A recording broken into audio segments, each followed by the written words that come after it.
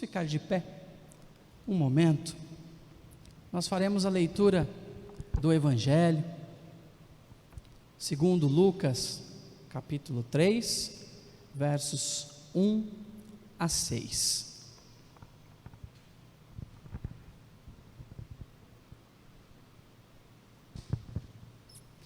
No 15º ano do reinado de Tibério César, sendo Pôncio Pilatos governador da Judéia, Herodes, tetrarca da Galileia, seu irmão Filipe, tetrarca da região de Itureia, e Tracônites e Lisânias, tetrarca de Abilene.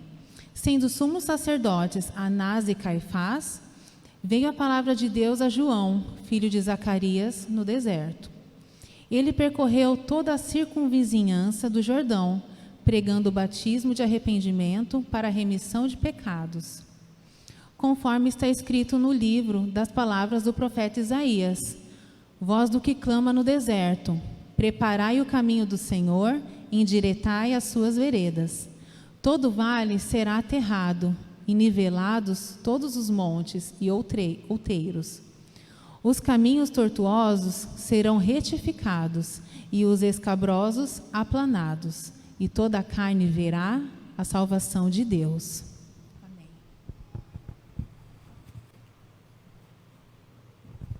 Amém. Vamos nos assentar. Pastor Jesus.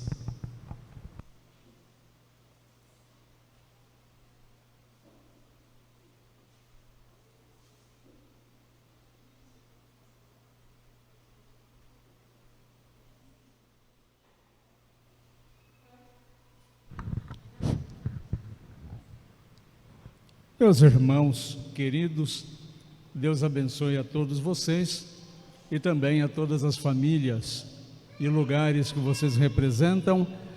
Que Deus abençoe a tua vida, você que nos acompanha também pela internet. Nós estamos hoje no segundo domingo do Advento. O Advento é um período que anualmente a Igreja Cristã celebra há vários séculos. Isso não é uma invenção recente. Há vários séculos a Igreja Cristã ela adota o Advento para relembrar, para refletir sobre um assunto importante, que é a segunda vinda de Jesus Cristo. Jesus Cristo já veio a primeira vez, isso é historicamente reconhecido, houve até a mudança do calendário. Jesus foi tão importante neste mundo que mudou o calendário da humanidade. Mesmo os países, as nações que não seguem o calendário cristão, que já estão aí contando o ano de 5.000, 6.000, enquanto o calendário cristão está em 2021, mesmo estas nações, quando tem que fazer algum documento internacional, tem que colocar o ano cristão, 2021.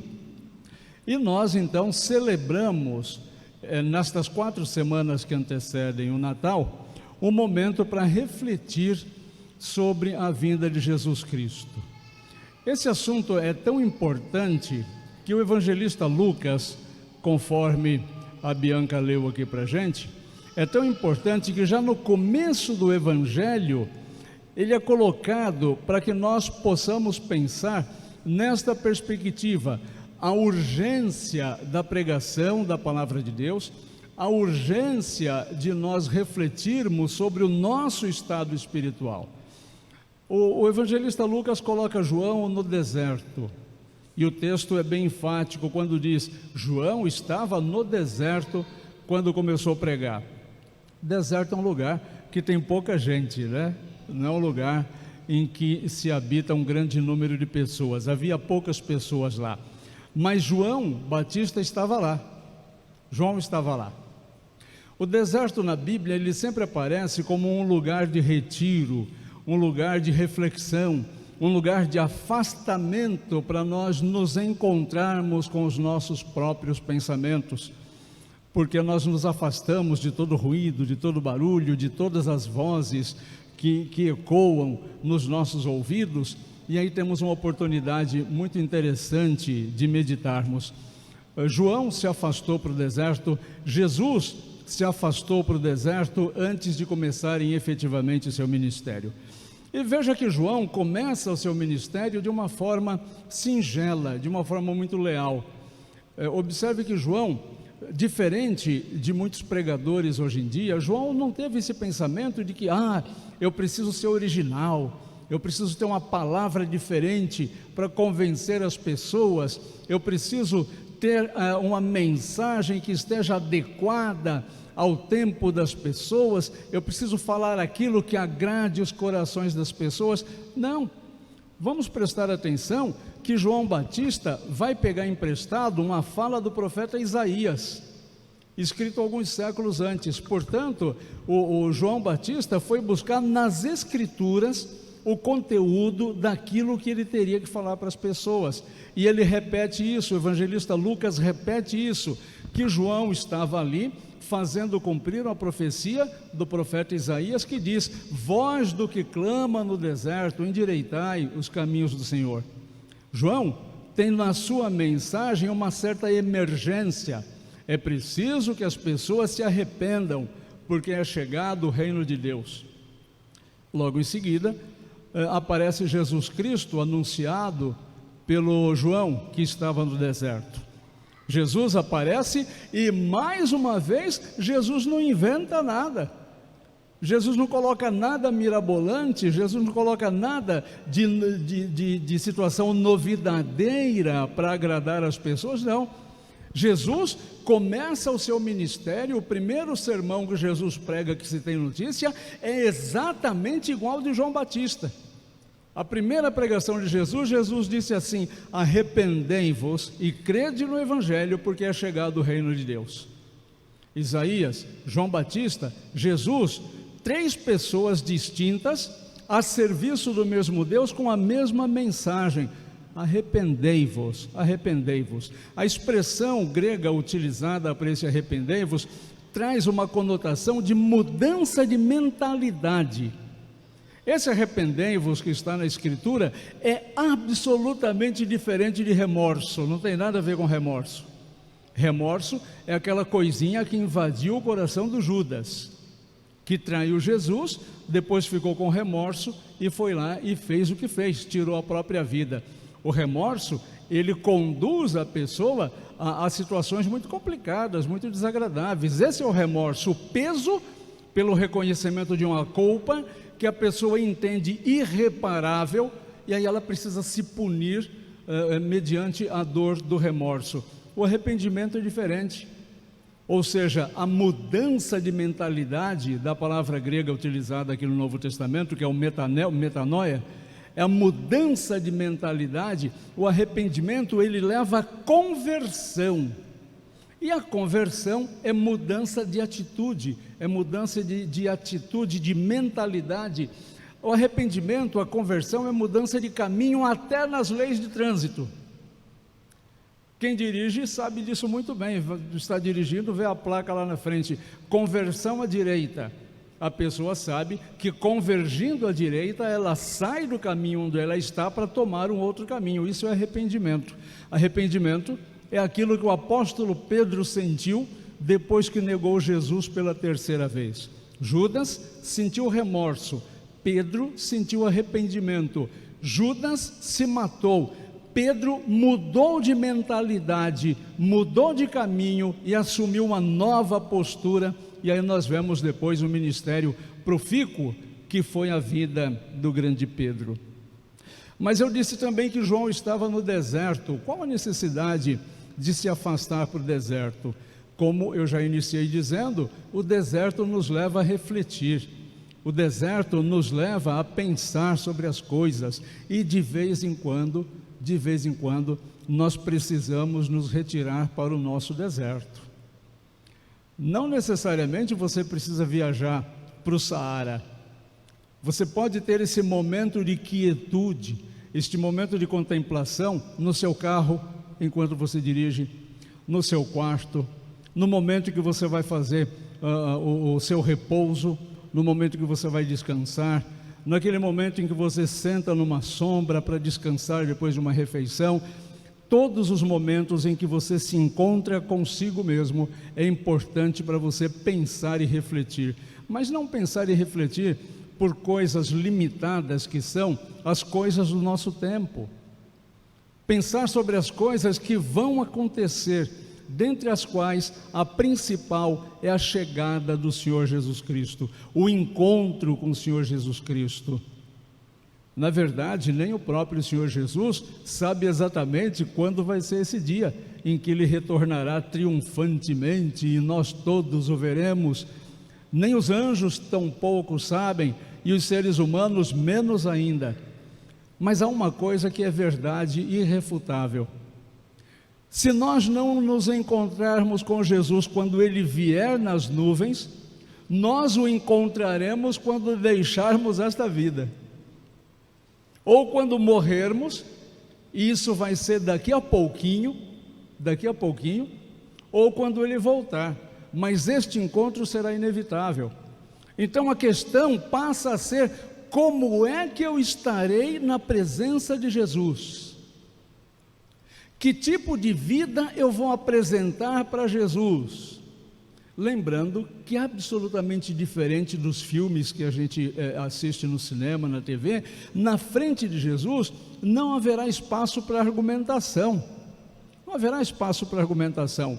Ah, mas Jesus, olha, eu fiz isso, eu fiz aquilo, eu fui assim, eu fui assado, eu pensava, sabe, Jesus, eu acho que eu me enganei.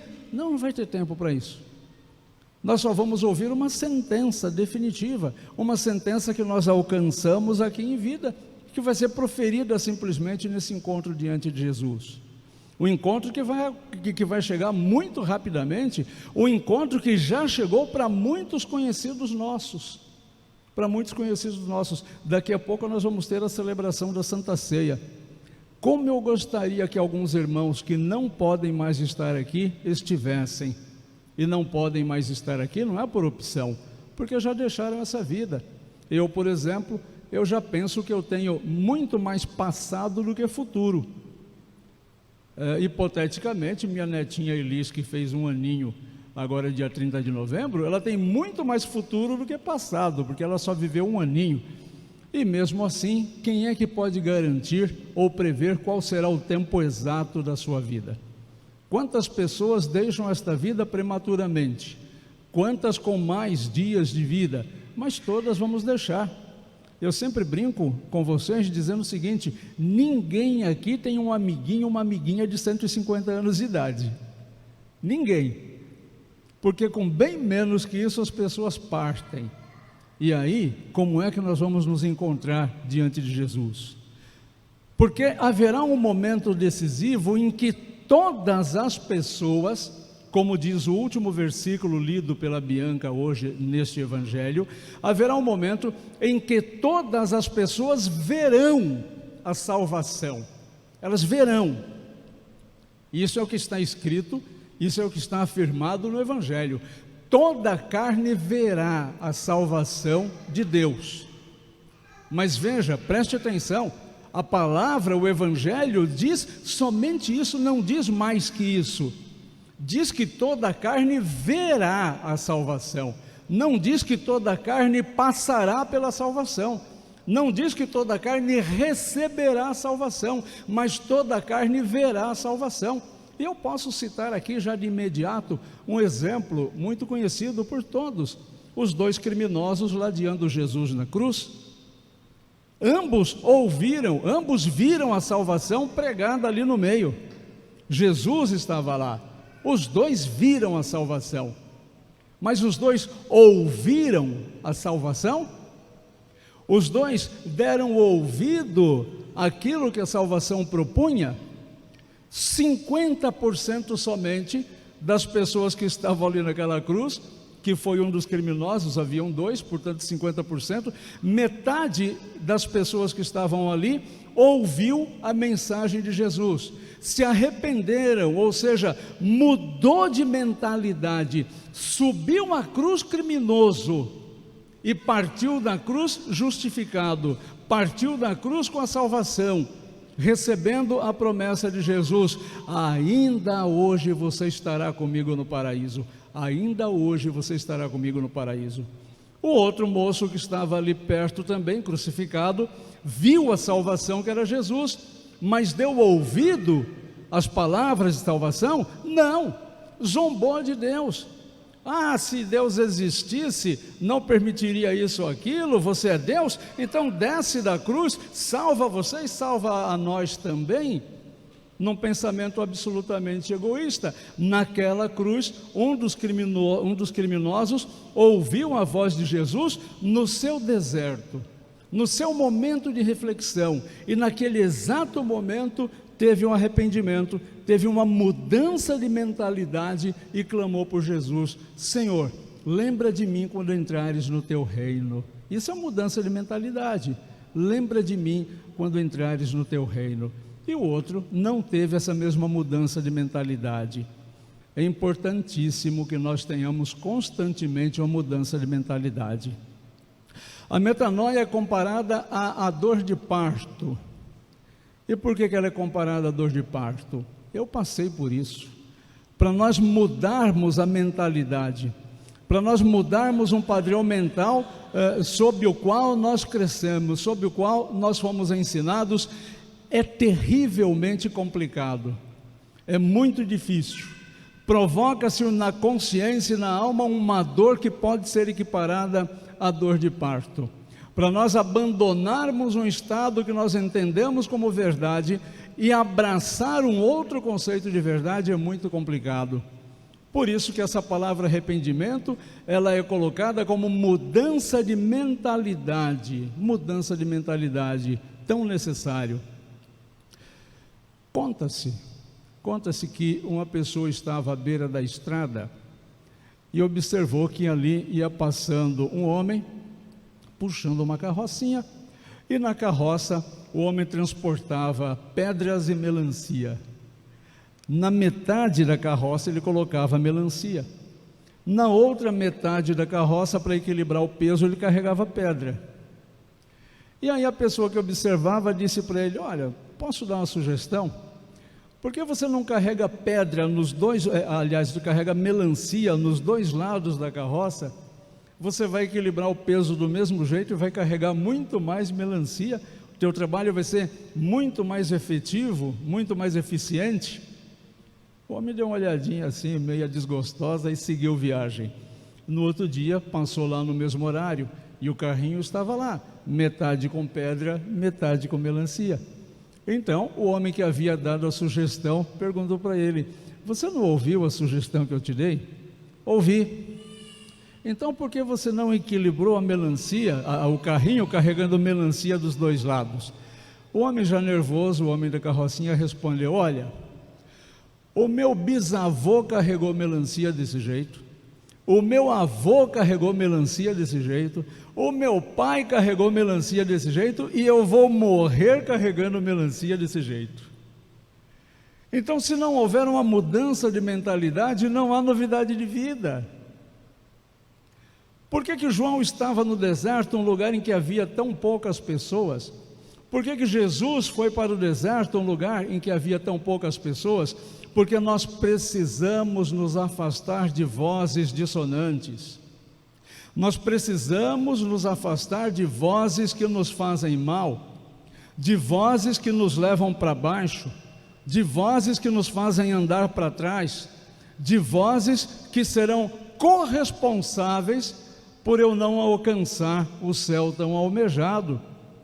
Eu preciso me afastar da voz de músicas que levam a minha vida para trás, que me fazem blasfemar. Eu preciso me afastar de amizades tóxicas, sim, me afastar de pessoas que me fazem mal, de pessoas que destroem a minha família, de pessoas que destroem o meu relacionamento. Eu preciso me afastar dessas pessoas, me retirar para refletir sobre as coisas. Eu preciso me afastar de práticas sociais que não são boas, que não são construtivas, que não fazem bem. Eu preciso me afastar de programas de televisão que não contribuem para a saúde do meu estado emocional, e menos ainda para o estado emocional, para a estrutura emocional do meu casamento, do meu relacionamento, dos meus filhos, da minha casa. Eu preciso me afastar de todas essas vozes entrar no meu deserto, para ali no meu deserto eu ouvir a mensagem que Deus fala ao meu coração. E ouvindo a mensagem que Deus fala ao meu coração, mudar de atitude. Acontece que essa mudança de atitude não pode mais ser protelada. João Batista tinha pressa, Jesus tinha pressa. A mensagem precisa ser transmitida com pressa, porque nós não sabemos quanto tempo temos, nós não sabemos quanto tempo teremos. Resumidamente, é necessário que urgentemente eu mude de atitude perante Deus. É isso que o advento nos proporciona. Esse momento de reflexão. Não estaria na hora de eu assumir uma postura de mudança de mentalidade em alguns pontos da minha vida? Não estaria no momento de eu ter uma mudança de mentalidade com relação à minha família? Não estaria na hora de eu ter uma mudança do meu padrão mental com relação ao meu relacionamento, com relação aos meus filhos, com relação aos meus pais, com relação aos meus irmãos, aos meus amigos? Não estaria passada a hora de eu ter uma mudança de mentalidade no meu relacionamento com Deus? Isso é fundamental. Isso é fundamental. Isto é perigosamente fundamental, porque toda a carne verá a salvação, toda a carne verá, mas toda a carne está ouvindo a voz que clama no deserto? A voz que clama no deserto do meu recolhimento, da minha quietude, dos meus momentos de reflexão, de intimidade? Ou eu procuro outras vozes para ocupar a minha cabeça? Uma vez encontrei com um amigo meu no metrô, e ele estava com fone de ouvido, com um aparelho que naquela época a gente usava para ostentar, aqueles Walkman. Os jovens nem sabem o que é isso, negócio de Walkman. Mas estava lá com o Walkman aqui pendurado na cinta, um fonezinho de ouvido, e do lado de fora a gente ouvia a música que ele estava ouvindo com fone de ouvido, de tão alto que estava, e ficava lá, principalmente os sonzinhos mais agudos, a gente ouvindo toda a música. Como eu era amigo dele, sou ainda amigo dele, porque ele ainda é vivo, eu tomei a liberdade de conversar com ele. Aí ele afastou o fonezinho de ouvido e eu disse para ele: por que você coloca a música tão alta? Isso não pode prejudicar o seu tímpano, os seus ouvidos? E ele respondeu assim: eu coloco a música muito alta para que eu não consiga ficar pensando. Quantos ruídos, quantas vozes nós permitimos que invada a nossa mente somente para fugirmos do nosso deserto, somente para fugirmos do nosso encontro com Deus, como se esse barulho todo fosse desculpa para o dia que nós tivermos o nosso encontro com o Senhor, seja nós indo ou seja Ele vindo, eu possa justificar dizendo a Jesus: olha, Jesus, tinha muito som, tinha muita informação, muita gente falando muita coisa, e eu não consegui prestar atenção naquilo que o Senhor falava para mim. Se houvesse possibilidade de diálogo, que não há, Jesus diria assim: mas eu te pedi somente uma coisinha tão simples, eu pedi que você mudasse de mentalidade, Que Deus toque os nossos corações, que o Espírito Santo toque as nossas vidas, que nós possamos ouvir as vozes que gritam no nosso deserto, nos convidando a uma inadiável necessidade de mudança de mentalidade. Que Deus te abençoe, que Deus nos abençoe.